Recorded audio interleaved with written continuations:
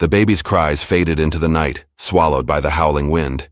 She knelt there, in the dirt outside the cabin, her hands trembling, her cheeks split open where his boot had struck.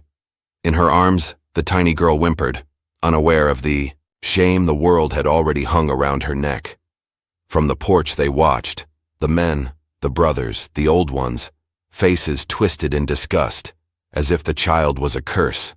"Only sons carry a man's name," her husband spat, tossing a bottle into the dark, glass shattering like her future. She pressed the baby tighter to her chest, blood dripping from her forehead into the dusty earth. And just when the last sliver of hope seemed to flicker out, a shadow appeared at the edge of the tree line, tall, still, and silent. The gunslinger.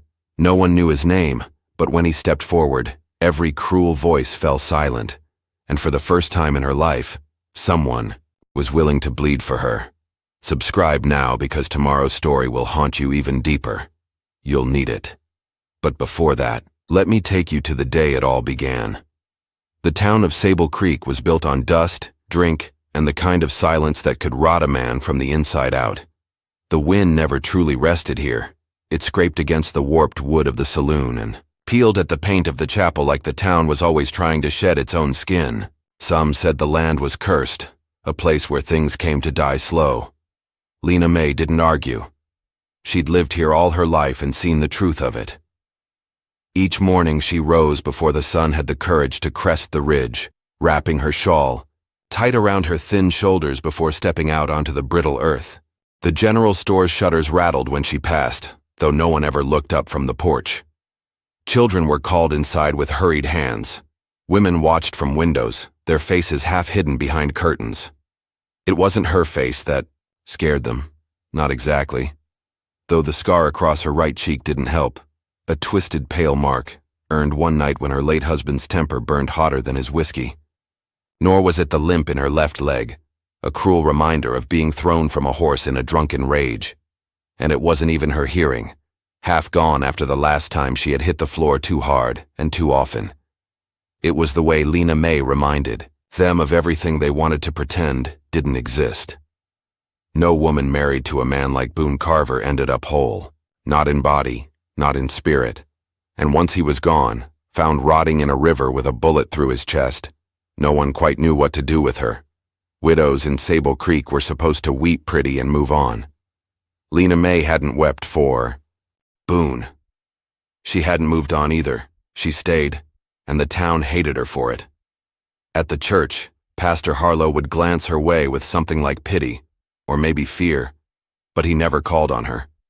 At the trading post, folks spoke over her, around her, as if the air where she stood was heavy and unclean. And when she passed, people whispered, "That's her, Boone's woman. You can still see the devil in her eyes." She should have left with the body. The only companion Lena May had was the old mule, Jasper, who stood outside her crumbling house with a patience few humans possessed. And the silence. Always the silence. Inside her small cabin, the boards groaned under the weight of memory. She would sit by the cold stove, the baby swaddled against her chest, tracing the pattern of the cracked floor with her finger. The baby, her daughter, was a soft warmth in her arms, a reminder that something good could be carved out of the wreckage. But the town didn't see it that way. A girl. A girl. Not a son to carry on a name, not a strong boy to raise a homestead. Just another mouth, another burden. Boone's family had been the first to turn their backs when she birthed a daughter. Now the whole town followed their lead. Sometimes Lena May would press her ear to the baby's small chest, just to feel the rhythm of her heartbeat. Proof that at least one thing in this God-forsaken town was still alive. The whispers grew darker after the child came. Some said Lena May had cursed herself by defying Boone's will. Others muttered that the girl would be nothing but trouble, like her mother before her. She could feel the judgment like a weight against her spine when she walked the single dusty street that ran through Sable Creek. No friends, no allies, just the echo of boots on dry dirt and the knowledge that when it came down to it, if she cried out, no one would answer. She was an echo of grief in a town that had no room for it. And every day she woke up, that burden grew heavier. If this is breaking your heart already, You haven't seen the worst yet. Tap subscribe. I've got another truth waiting for you tomorrow. And still, Lena May clung to hope. Not the kind that came with prayers or promises. The quiet kind. The stubborn seed buried deep in the ribs, whispering, one day, maybe one day, something will change. She didn't know how, or when. But even in Sable Creek, where the ground cracked and the sky turned mean by noon, hope could be stubborn too, especially for a woman who had nothing left to lose. The day he rode into Sable Creek, the wind shifted. Not much else changed at first. The dust still clawed at the windows, the sun still beat down on the backs of the desperate. But Lena May felt it. A prickle at the nape of her neck, a thrum under her skin. Something was different. She was outside the trading post, the baby in a sling against her chest, bartering a handful of eggs for a sack of flour that was half weevil, when the first murmurs started. A horse's hooves clattered against the cracked stone road, slow, deliberate, not like the frantic pace of messengers or the heavy stomps of ranch hands. This was measured, unhurried, like a man who had nowhere to be, or like a man who had already been everywhere that mattered. She turned, squinting against the glare. The stranger was tall in the saddle, his hat pulled low over his brow. A duster, coat hung from his shoulders, dark with travel grime. He rode a black horse, lean and sharp, muscles rippling beneath a skin slick with dust and sweat. And though he said nothing, his presence spoke volumes. Conversation stopped as he passed. Mrs. Harrow clutched her pearl buttons tighter to her throat. Old Bill Latch cursed under his breath and spit into the dirt. Strangers in Sable Creek were rare, strangers who carried themselves like death walking on two legs. Even rarer. Lena May dipped her head low, trying to shrink into the doorframe. She didn't need more trouble. Not now. Not ever. But even so, something pulled at her. Something that hadn't stirred in her since before the bruises and the whispers and the long, silent nights. Curiosity. Hope's reckless cousin. The stranger, dismounted in front of the saloon, tying his horse loosely at the hitching post. He didn't move with the stiffness of a cowboy or the arrogance of an outlaw. There was a precision to him, a patience, like a wolf waiting out a storm. He paused, and in that pause, his eyes found hers. A heartbeat stuttered in Lena May's chest. For a moment, the whole world narrowed to the two of them, the dust, the sun, the broken town fading into a blur of nothing. His gaze wasn't cruel, like Boone's had been, nor was it pitying, like the preacher's. It was steady, heavy but not unbearable, as if he saw her, all of her, and didn't look away. He tipped his hat once, a small, almost imperceptible nod, and then he was gone, swallowed by the bat-wing doors of the saloon. Lena May stood there far longer than she should have, the baby fussing softly against her chest. What if someone saw you for who you are, not what you carry? Subscribe. One day, that story might be yours too. That night, the rumors spread faster than prairie fire. Gun for hire, some said. Bounty hunter, said others. Trouble, they all agreed. At the well, Missy Carter leaned in close to Lena May, her breath sour with gossip. Heard he killed a man in Wichita, over a card game. Lena May said nothing, just kept hauling the bucket hand over hand, muscles straining. Best keep your distance, darlin', Missy warned with a pointed look. A man like that don't bring salvation, only graves. But Lena May wasn't a fool. She had seen salvation offered once before.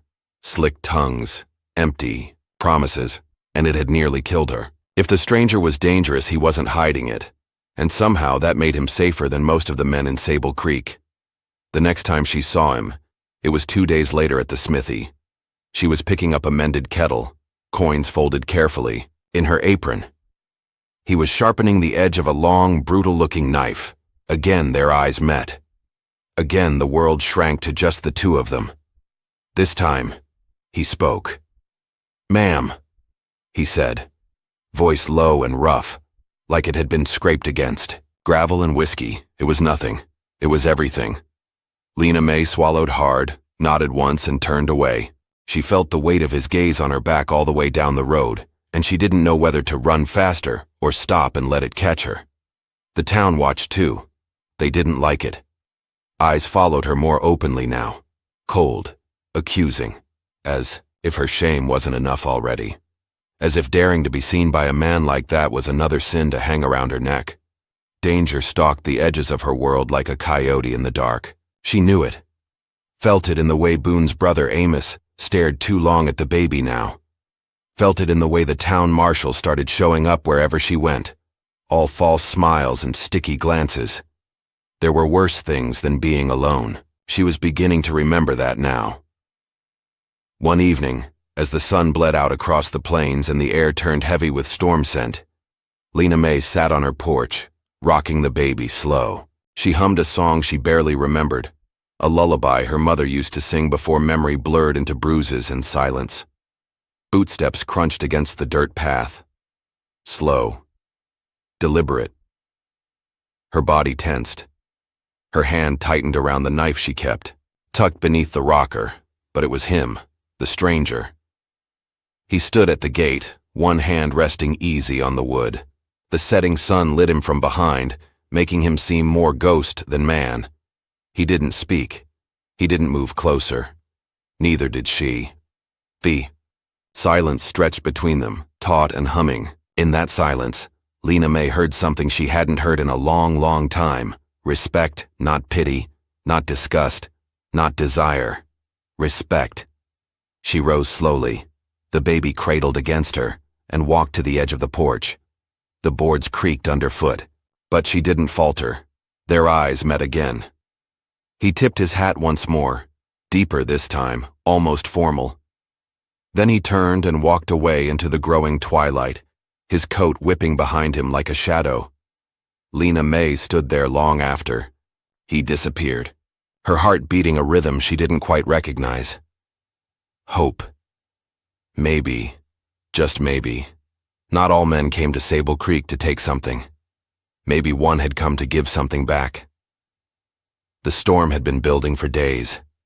Not the kind that roared from the sky. No, this storm lived in men's hearts, fueled by whiskey, pride, and the old, ugly need to crush what they didn't understand.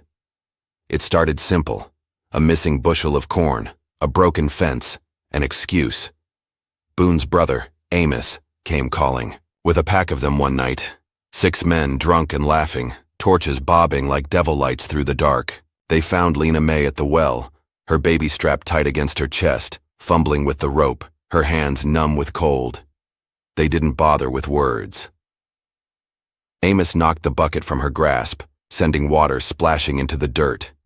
He yanked, the sling from her shoulder, the baby tumbling into the dust with a thin, startled cry. Lena May lunged, not thinking, not caring, scraped her knees bloody as she scooped her daughter into her arms. She barely registered the rough hands, grabbing her hair, the hard boot that kicked her back down. "You think you're better than us now?" Amos sneered, his face twisted in hate. "Parading around like some high lady getting eyes from strangers?" The others laughed, a sick, mean sound. Someone grabbed the hem of her dress, yanking it high. Someone else hurled the first clump of mud. It hit her cheek, cold and wet. The second clump struck her ribs. The third burst against the back of her head. Lena May clutched the baby tight and curled over her, trying to shield her small body from the blows. They didn't care. They didn't stop. By the time they tired of the game, Lena May was covered in mud and spit, her dress torn, her lips split wide. The baby screamed, a thin, pitiful wail that echoed across the silent town. No one came. No one dared. The men sauntered off, laughing, tossing the last shreds of her dignity to the dust. Lena May lay there shaking, tasting blood and dirt and hopelessness. The baby whimpered against her chest, too exhausted to cry properly now. She didn't remember getting up.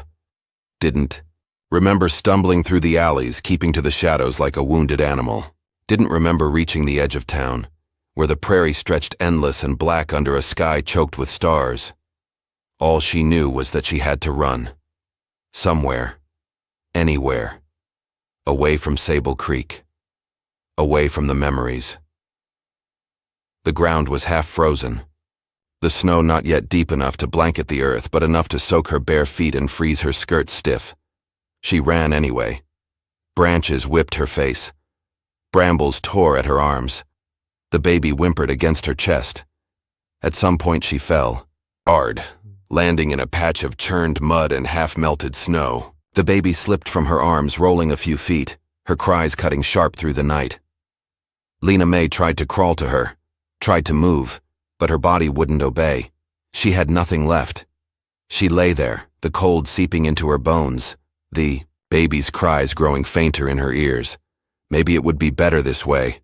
Maybe it would end quietly. No more pain, no more shame, no more pretending. She closed her eyes. Somewhere far off, she thought she heard hooves pounding. A voice, calling.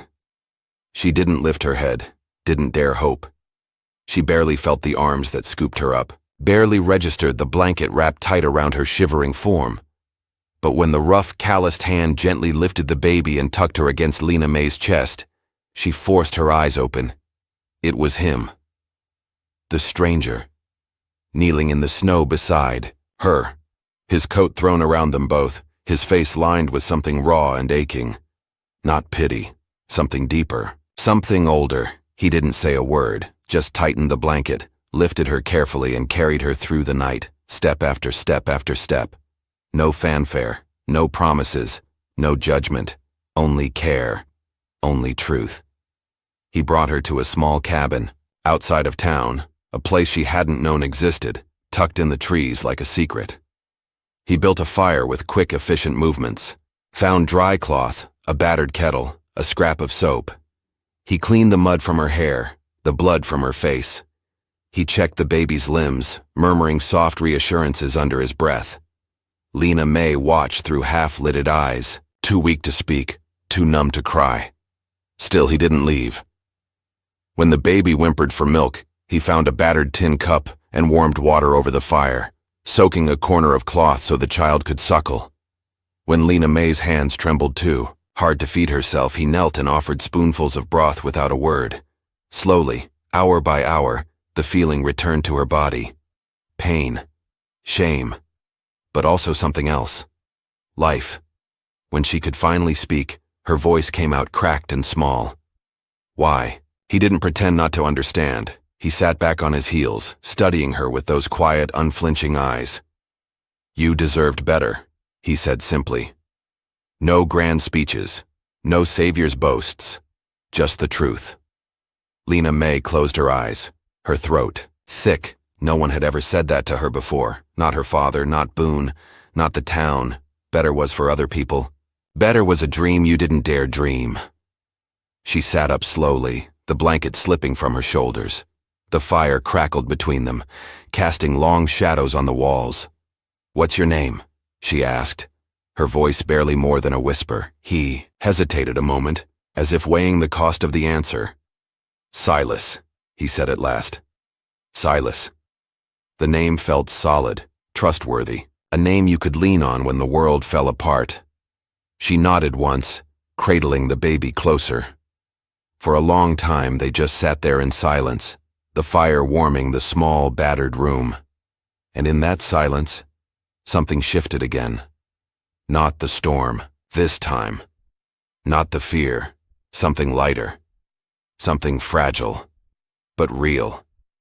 Trust. It wouldn't come all at once. Wouldn't bloom overnight like a storybook flower. But it was there, seeded deep in the ashes. Waiting. They thought she was broken. But someone saw gold in the ashes. Subscribe and I promise you tomorrow's story will prove love still lives out here.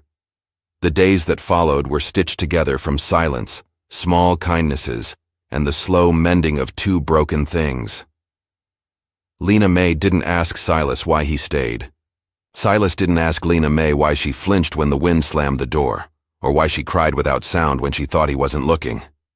They built something unspoken between them, something sturdier than words, a fire that would not die even when the nights grew black and bitter. It started with a mended fence. Silas spent the mornings repairing the sagging posts out front, hammering and sawing with quiet determination. At first, Lena May watched from the porch, the baby swaddled, tight against her chest, suspicion prickling her skin. But slowly the watching turned into helping. She fetched nails, held board steady, laughed, real and sudden, when a plank slipped and smacked Silas across the shin, and he cursed in that gruff, embarrassed way of his. The cabin changed too. Lena May scrubbed the soot-stained windows until light poured, and she gathered wildflowers, simple, stubborn blooms that survived the frost, and set them in a chipped jar on the table. She cooked again, her hands remembering how to knead, how to stir, how to season without thinking. A home. A real one. Not the prison Boone's house had been. Some nights after the baby was asleep, they would sit by the fire, her sewing, him whittling, the crackle of flames filling the space between their heartbeats. They didn't talk about the future. Not yet. Dreaming was still a fragile thing, like ice over a river, beautiful but easily broken. But it was there, waiting. Then came the final test, like it always does when something good dares to take root in poisoned ground. It began with a sound, hooves pounding in the distance, the high bark of angry voices. The baby stirred in her cradle, whimpering. Lena May froze, the needle slipping from her fingers. Silas was already moving, snuffing the lamp, reaching for the rifle propped by the door. Through the window, Lena May saw them. Boone's kin. 3 of them, riding hard, their faces twisted with something ugly and righteous. She knew why they were here, not for justice, for revenge. She felt the old fear rise, bitter and thick in her throat. But this time, something else rose with it. Anger. No more running. No more hiding. This was her home now, her life, and she would not surrender it. Silas caught her gaze across the room. No words passed between them, only a silent promise. Together. He cracked the door open, stepping onto the porch, rifle low but ready. Lena May didn't stay behind. She gathered the baby into her arms and stood tall just inside the doorway, her heart hammering like a war drum. The 3 riders pulled up in, a spray of mud and frost. Amos was in the lead, his face a mask of cruel certainty. Well, well, he drawled. Ain't this cozy? Little bird made herself a nest. Silas said nothing, just stared them down, steady as stone. She don't belong here, Amos spat. She's a stain. Always was. Should have died with her bastard husband. Lena May flinched, not from the words, but from the realization. They would never see her as anything but Boone's property. Boone's failure, unless she showed them. Silas shifted his weight slightly, sensing the charge in the air. But it was Lena May who stepped onto the porch. The baby gurgled sleepily against her shoulder as she faced them. She's not yours to hurt anymore, Lena May said, her voice low but steady. Amos laughed, a rough, ugly sound. You think that piece of driftwood's gonna save you? He spat at Silas's boots. Silas didn't move, didn't blink. Lena May did. She lifted her chin, the bruises on her face shining like badges now, not marks of shame. He didn't save me, she said clearly. I saved myself. Silas glanced at her then, the smallest shift. And in that glance she saw pride, respect, something holy. The standoff held for one breathless heartbeat, then another. Finally, Amos sneered, jerked his horse around, and spat into the dirt. Won't last. Trash never does. The 3 riders wheeled away and thundered back toward town, their anger like smoke in the air, thick, choking, but already thinning. Lena May stood there long after the sound of hooves faded. Her legs shook. Her arms ached, but her spine stayed straight. She had fought. She had stood. And she was still standing. Silas came up behind her, his hand light on her shoulder, not pushing, not pulling, just there. She leaned back against him, just for a moment, letting herself believe it, letting herself believe that love wasn't something stolen in secret, or begged for in broken words. It was something you chose, and she chose this. Later that night, as the fire burned low, they sat together at the table.